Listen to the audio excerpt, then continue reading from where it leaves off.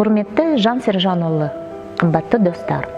Абай атындағы Қазақ мемлекеттік академиялық опера және балет театрының ұжымы Қазақстан Республикасының Франциядағы елшілігіне және Жанғалиев мырзаның жеке өзіне қазақстандық опера және балет өнерін қолдағаны үшін үлкен алғысын білдіреді.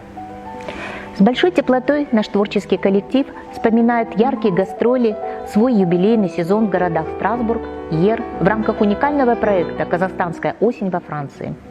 Театр, ставший золотой колыбелью национального оперного и балетного искусства, был тепло принят французским зрителям, и нам вдвойне приятно, что в 2020 году старейший театр страны продемонстрирует французскому зрителю спектакли золотого репертуара.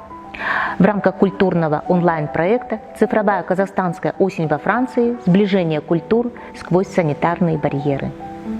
В современных условиях такие проекты помогают не только сохранить и укрепить крепкие дружеские контакты, расширить границы культурного обмена, но и дают возможность более глубоко и полно представить богатое наследие Великой Степи.